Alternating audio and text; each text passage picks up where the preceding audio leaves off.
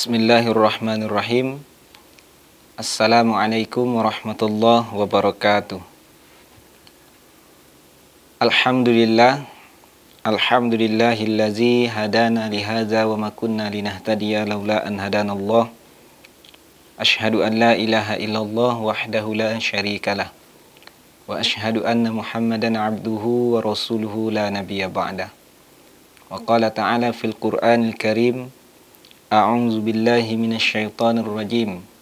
Bismillahirrahmanirrahim. Subhanallazi asra bi'abdihi lailan minal masjidil haram ilal masjidil aqsa allazi barakna haulahu linuriyahu min ayatina innahu huwas samiul basir. Shadaqallah wa sadaqa rasuluhun nabiyul habibul karim wa nahnu ala dzalika minasyahidin wasyakirin walhamdulillahi rabbil alamin. Para pemirsa Nurul TV yang dimuliakan Allah Subhanahu wa taala. Alhamdulillah, kita bersyukur kepada Allah Subhanahu wa taala atas curahan limpahan nikmat dan karunia-Nya sehingga kita pada hari ini masih Allah berikan kenikmatan, baik itu nikmat iman, nikmat kesehatan, bahkan nikmat beragama Islam. Maka atas nikmat yang Allah berikan kepada kita, maka kita sebagai hamba Allah Subhanahu wa ta'ala selayaknya lah kita bersyukur atas segala nikmat yang sudah Allah berikan kepada kita. Salawat dan salam senantiasa tercurahkan kepada Nabi besar kita Nabi Muhammad sallallahu alaihi wasallam. Allahumma salli ala sayyidina Muhammad wa ala ali sayyidina Muhammad.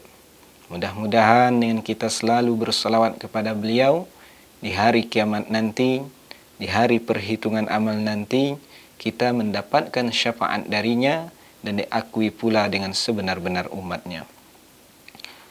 Amin ya rabbal alamin. Para pemirsa Nurul TV yang dimuliakan Allah Subhanahu wa taala. Hari ini kita sudah masuk kepada bulan Rajab, sebuah bulan yang dihormati oleh Allah Subhanahu wa taala sebagaimana yang sudah termaktub di dalam Al-Qur'an, inna iddatasy syuhur 'indallah 12 syahran fi kitabillah yauma khalaqas samawati wal ardh minha arba'atun hurum. Dzalika ad-dinul qayyim fala tadlimu fihinna anfusakum. Sesungguhnya bilangan bulan di sisi Allah Subhanahu wa taala di saat Allah menciptakan langit dan bumi itu ada 12 bulan. Di antara 12 bulan itu ada 4 bulan yang mulia. Itulah yang menjadi ketetapan agama yang lurus.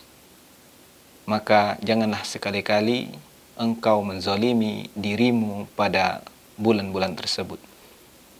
Dan 4 bulan itu adalah Zulqa'dah, Zulhijjah, Muharram dan Rajab. Dan hari ini kita berada di salah satu bulan yang 4, yaitu adalah bulan Rajab. Bulan Rajab adalah bulan yang diagungkan oleh Allah Subhanahu wa taala.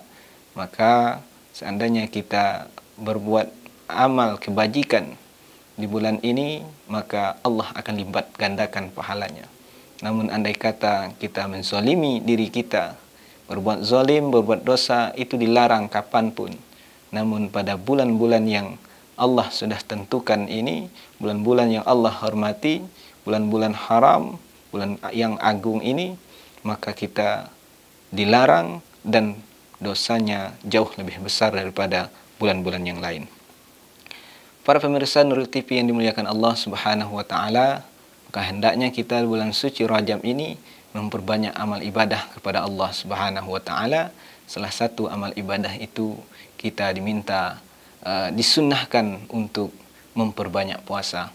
Karena suatu ketika Rasulullah pernah, dalam suatu riwayat dijelaskan, Rasulullah di bulan Rajab pernah berpuasa tanpa 1 bulan penuh dia berpuasa dan tidak pernah berbuka.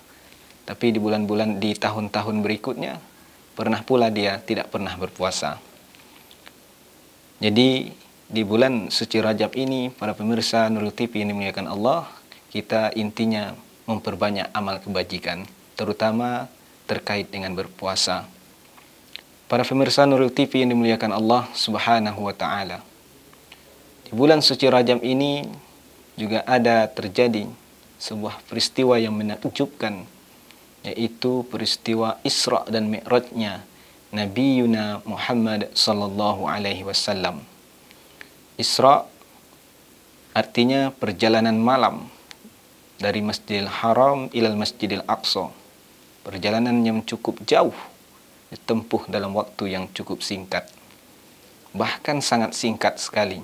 Sedangkan Mi'raj, perjalanan dari Masjidil Aqsa naik ke langit berjumpa dengan Allah Subhanahu wa Ta'ala. Apa hikmah dari peristiwa yang besar ini? Yang pertama, perlu kita ketahui bahwa di setiap kesuksesan itu pasti ada usaha yang kita lakukan di situ. Rasulullah sallallahu alaihi wasallam diberikan anugerah dan dihadiahi Isra dan Mi'raj oleh Allah Subhanahu wa Ta'ala, berjumpa langsung dengan Allah. Nabi Musa pernah minta berjumpa dengan Allah, namun Allah berkata kepada Musa, "Wahai Musa, engkau tak mampu melihat aku." Tapi Rasulullah sallallahu alaihi wasallam tidak pernah minta berjumpa dengan Allah, tapi Allah langsung mengundang beliau untuk berjumpa dengan Allah Subhanahu wa Ta'ala. Kenapa Rasulullah bisa melakukan itu? Kenapa Rasulullah dianugerahi oleh Allah peristiwa tersebut? Maka kalau seandainya kita melihat orang yang sukses, jangan dilihat pada kesuksesannya, namun lihatlah pada prosesnya, pada usahanya, bagaimana dia mampu mencapai kesuksesan tersebut. Maka ada usaha yang besar yang mereka lakukan. Itu yang patut untuk kita tiru. Begitupun dengan Rasulullah sallallahu alaihi wasallam. Kenapa dia bisa diisra dan mi'rajkan oleh Allah Subhanahu wa Ta'ala? Karena Rasulullah sudah melalui perjalanan yang cukup panjang. Di dalam perjalanan itu terlalu banyak ujian yang diberikan oleh Allah kepada Rasulullah. Andai kata Rasulullah tidak diberikan ujian oleh Allah, dia tetaplah manusia yang mulia. Tapi tetap saja Allah memberi ujian kepada dia, mengajarkan kepada kita bahwa manusia yang mulia saja tetap saja Allah beri ujian, apatah lagi kita. Tapi Rasulullah bertubi-tubi ujian yang Allah berikan kepada dia, namun dia sanggup menghadapi itu semua dengan penuh kesabaran. Dari mulai dia dalam perut ibu, orang tuanya sudah meninggal. Ketika berumur 6 tahun, dari kecil dia bersama perempuan lain, bukan bersama ibunya, karena dia menyusui bersama Halimatus Sa'diyah. Lalu ketika berumur 6 tahun, dia berjumpa pula dengan ibunya. Ibunya ingin membawa dia ke Madinah, berziarah ke makam ayahnya. Baru sebentar bersama ibu, lalu pulang setelah berziarah, melihat makam ayahnya, dia pun pulang bersama ibunya. Di tengah perjalanan antara Madinah dan Makkah, di sebuah tempat yang bernama Abwa, ibunya pun meninggal dunia. Sedangkan pada saat itu Nabi Muhammad SAW sedang berumur 6 tahun. Dia sendiri yang mengubur ibunya dengan penuh derayan air mata. Bahwa Rasulullah SAW dari semenjak kecil dia sudah diberikan oleh Allah ujian yang berat, tapi dia mampu menghadapi dengan sikap yang sabar, dan dia pun sukses menghadapi itu. Ketika beranjak tua pun, dia pun dimusuhi oleh orang-orang yang banyak. Maka tak sedikit orang yang ingin membunuhnya pada saat itu. Di Makkah itu banyak pembenci daripada pecinta. Berbeda dengan Madinah, ketika Rasulullah hijrah, lebih banyak pecinta daripada pembenci. Orang-orang ingin membunuh. Tapi kata Rasulullah, ada orang yang menawarkan kepada Rasulullah, "Wahai Muhammad, kalaulah engkau berhenti mendakwahkan Islam ini, maka engkau akan kami beri tahta dan wanita. Yang mana saja yang engkau mau, silahkan engkau pilih." Tapi Rasulullah tidak menginginkan itu. Rasulullah tidak gila dengan harta dunia. Apa kata Rasulullah? Andaikan matahari di tangan kananku, bulan di tangan kiriku, nah maka aku tak akan pernah berhenti mendakwahkan Islam. Dia pun sukses di dalam menghadapi berbagai cobaan. Lalu dia pun diberikan hadiah yang sangat luar biasa yang tidak Allah berikan kepada orang lain. Hadiah itu adalah Isra dan Mi'rajnya Nabi Muhammad sallallahu alaihi wasallam. Kemudian para pemirsa Nurul TV yang dimuliakan Allah, Isra dan Mi'raj ini terjadi pada tahun 10 kenabian, setahun sebelum Nabi hijrah ke kota Madinah. Tahun ini disebut dengan Amul Huzni, tahun kesedihan. Kenapa disebut dengan tahun kesedihan? Karena dua orang pembela Nabi yang sangat Nabi cintai, mereka pun juga sangat mencintai Nabi, meninggal pada tahun yang sama. Banyak orang yang ingin membunuh Nabi, namun terhalang oleh Abu Thalib. Maka Abu Thalib walaupun tidak memeluk agama Islam, tapi dia menjadi benteng yang kuat di dalam pertahanan dakwah Nabi Muhammad SAW. Begitupun dengan sang istri Siti Khadijah. Ketika Rasulullah dihina, dicaci, dilempar menggunakan kotoran, pulang berdarah pelipisnya, disambut oleh Siti Khadijah. Siti Khadijah selalu memberikan kekuatan, selalu memberikan pembelaan bahwa Rasulullah harus berjuang, bahwa Allah selalu bersama dengannya. Sehingga dengan adanya orang berdua tersebut, Rasulullah itu bertambah tegar, Rasulullah itu bertambah kuat. Ternyata orang berdua itu meninggal di tahun yang sama, maka Rasulullah pun bersedih. Betapa tidak istri tercinta mengorbankan seluruh hartanya meninggal pada tahun itu. Betapa tidak datuk yang sangat mencintainya, yang selalu membelanya, meninggal di tahun itu. Bersamaan orang berdua itu meninggal di dalam satu tahun yang sama. Maka Rasulullah bersedih. Maka ini Rasulullah SAW diberikan anugerah dan hadiah oleh Allah Subhanahu wa taala untuk berjumpa langsung dengan Allah Subhanahu wa taala. Maka hikmah yang pertama yang bisa kita ambil dari peristiwa Isra dan Mi'raj ini adalah tentang bagaimana kita melihat kesuksesan seseorang selalu diawali dengan usaha yang besar, bahwa setiap ujian yang kita lakukan, maka kalau kita sabar menghadapinya, kita akan mendapatkan ganjaran yang besar di sisi Allah Subhanahu wa taala. Para pemirsa Nurul TV yang dimuliakan Allah Subhanahu wa taala. Kemudian yang kedua, hikmah yang bisa kita ambil dari peristiwa Isra dan Mi'rajnya Nabi Muhammad sallallahu alaihi wasallam ini adalah tentang bagaimana memperkuat keimanan kita kepada Allah Subhanahu wa taala. Karena peristiwa Isra dan Mi'rajnya Nabi Muhammad sallallahu alaihi wasallam ini adalah sebuah peristiwa yang tidak mampu diterima oleh akal manusia, karena akal manusia itu terlalu pendek untuk menjangkau peristiwa yang sangat besar ini. Makanya Rasulullah SAW bahwa Allah Subhanahu wa taala berfirman di dalam Al-Qur'an, "Wa ma utitum minal ilmi illa qalila." Ya, kami hanya memberi ilmu kepada kalian itu hanya sedikit. Maka ilmu tak akan mampu menjangkau peristiwa yang besar ini. Peristiwa yang seharusnya ditempuh berbulan-bulan. Tidak ada manusia yang menempuh perjalanan dari Masjidil Aqsa sampai ke langit, berjumpa langsung dengan Allah, 7 lapis langit ditembus, bertemu dengan semua nabi.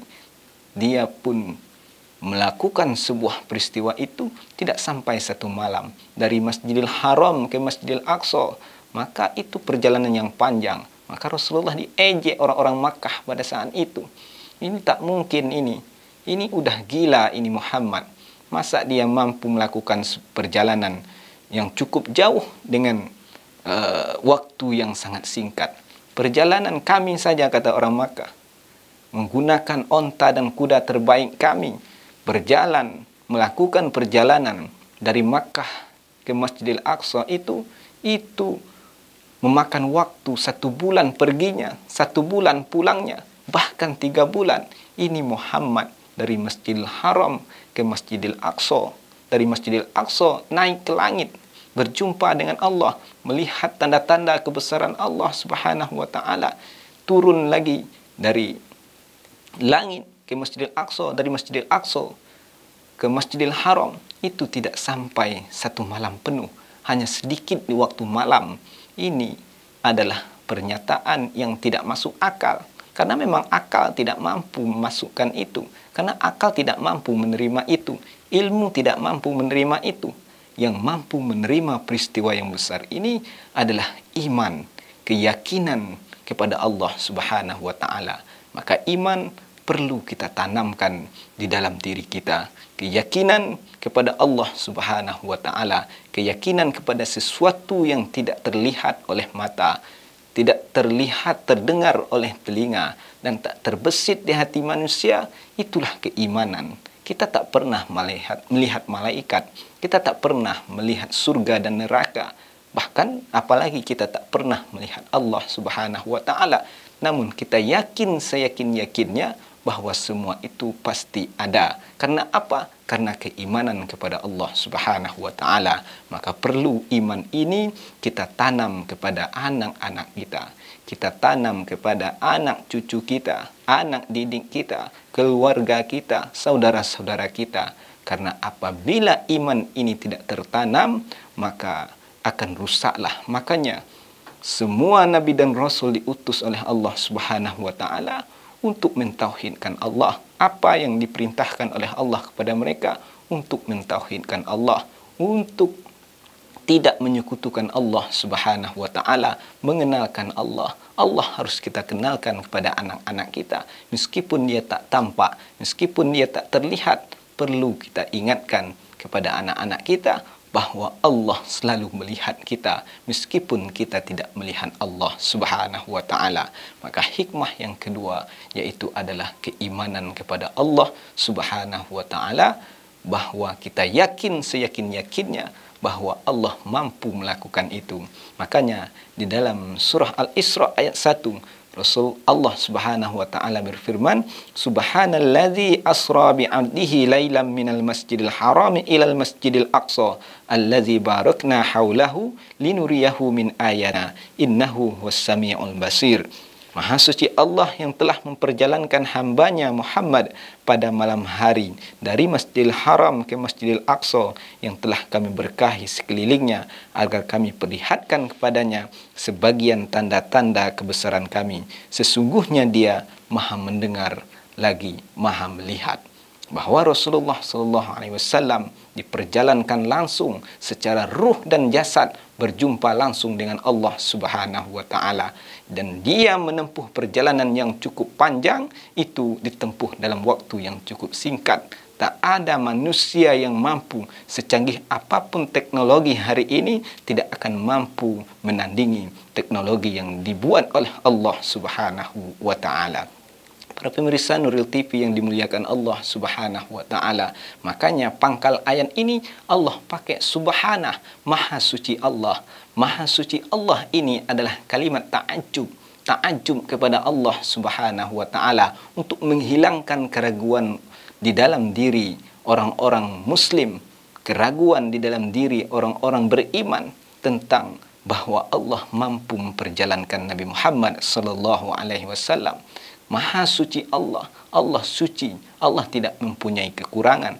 Kalau Allah ingin menghendaki sesuatu, pasti akan terjadi. Sama saja bagi Allah menciptakan kuman yang kecil dengan menciptakan langit yang besar, menciptakan matahari yang besar, menciptakan bulan yang besar, menciptakan planet-planet yang banyak. Sama saja bagi Allah menciptakan kuman yang sekecil tak terlihat dengan matahari dan planet-planet yang besar. Tidak ada yang susah bagi Allah, tidak ada yang tidak mungkin. Kun, kata Allah, fayakun, maka dia akan jadi. Kalau Allah menginginkan perjalanan itu, maka pasti akan terjadi meskipun manusia tidak mampu menerima itu dengan akal ataupun ilmu. Karena ilmu selalu ingin melogiskan sesuatu, sedangkan iman dia mempercayai sesuatu yang tidak terlihat oleh matanya. Para pemirsa Nuril TV yang dimuliakan Allah Subhanahu wa taala. Kemudian apa hikmah yang ketiga daripada peristiwa Isra dan Mi'rajnya Nabi Muhammad sallallahu alaihi wasallam, yaitu adalah tentang salat. ketika Allah memerintahkan kita untuk bersedekah, Allah kirim perintah itu melalui Jibril. Ketika Allah memerintahkan, ada perintah di dalam Al-Quran untuk berhaji, maka Allah kirim perintah itu melalui Jibril. Ketika Allah memerintahkan kita untuk bersedekah, untuk berzakat, maka Allah kirim perintah itu melalui perantara Jibril. Tapi ketika Allah ingin memerintahkan kita salat, maka Allah langsung panggil Nabi Muhammad SAW untuk menghadap kepada beliau. Ini menunjukkan bahwa betapa pentingnya solat di dalam kehidupan kita. Makanya di dalam hadis dikatakan, as-salatu imaduddin, bahwa solat itu adalah tiang agama. Robohlah bangunan itu kalau tidak ada tiangnya. Adanya tiang itu, maka bangunan itu menjadi kuat. Kalaulah orang tidak solat di muka bumi ini, maka akan hancur agama ini. Allah tidak akan rugi kalau agama ini tidak kita tegakkan. Tapi yang rugi itu adalah kita sebagai hamba Allah yang diciptakan oleh Allah di muka bumi Allah ini. Di muka bumi ini kita diciptakan oleh Allah untuk beribadah kepada Allah Subhanahu wa ta'ala. Maka pentingnya solat di dalam Islam itu sama dengan pentingnya kepala pada jasad. Tidak ada jasad tanpa kepala dan tidak ada Islam tanpa solat. Maka solat adalah amal ibadah yang pertama kali dihisab oleh Allah Subhanahu wa ta'ala. Tidak ada gunanya harta, tidak ada gunanya sedekah, tidak ada gunanya haji, tidak ada gunanya puasa di bulan suci Ramadan. Kalau seseorang itu tidak sholat 5 waktu, semua amal ibadahnya rusak, semua amal ibadahnya tidak akan dihisab. Yang pertama kali dihisab di sisi Allah Subhanahu wa ta'ala, inna awwala ma yuhasabu bihil abdu yaumal qiyamah sholatuhu. Karena yang pertama kali dihisab di antara amal-amal seorang hamba itu adalah sholatnya. Kalau sholatnya baik, insya Allah amal ibadah yang lain akan baik. Kalau sholatnya rusak, semuanya akan rusak. Bahwasanya ketika kita sholat adalah saat itu kita sedang bercengkrama dengan Allah. Kita sedang menghadap kepada Sang Khalik. Kita sedang menghambakan diri kita kepada Allah Subhanahu wa ta'ala. Jarak yang paling dekat antara hamba dengan Tuhannya, wahwa sajid, yaitu ketika sujud. Dan sujud yang paling baik itu adalah sholat. Bahkan kalau kita ingin menjadi anak kita yang baik akhlaknya, maka hendaklah kita perintahkan dia sholat. Maka ketika anak itu sholat, maka akhlaknya akan baik. Karena akhlak dengan adab itu berbeda. Adab bisa kita cari di mana saja, tapi akhlak tidak bisa kita cari. Karena akhlak itu murni atas dasar buah daripada ibadah yang kita lakukan. Maka oleh sebab itu, berangkat dari peristiwa Isra dan Mi'raj ini, kita harus tahu bahwa di setiap kesuksesan akan ada usaha dan ujian yang kita tempuh. Di setiap ujian yang kita tempuh, kalau kita lalui dengan penuh kesabaran dan ketakwaan kepada Allah Subhanahu wa ta'ala, akan membuahkan hasil yang besar. Kemudian yang kedua, tetaplah kita perkuatkan keimanan kita kepada Allah Subhanahu wa ta'ala agar kita masuk ke dalam surganya Allah. Kita tidak akan masuk surga kalau kita tidak beriman. Kemudian yang ketiga, hendaklah kita untuk tidak meninggalkan sholat 5 waktu. Karena sholat 5 waktu di dalam Islam sama dengan kepala pada jasad kita. Sebagaimana tidak ada jasad tanpa kepala, begitupun tidak ada Islam tanpa sholat.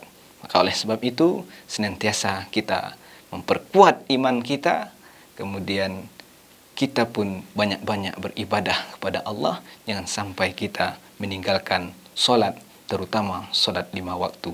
Demikian, lebih dan kurangnya mohon maaf. Wabillahi taufiq wal hidayah. Wassalamualaikum warahmatullahi wabarakatuh.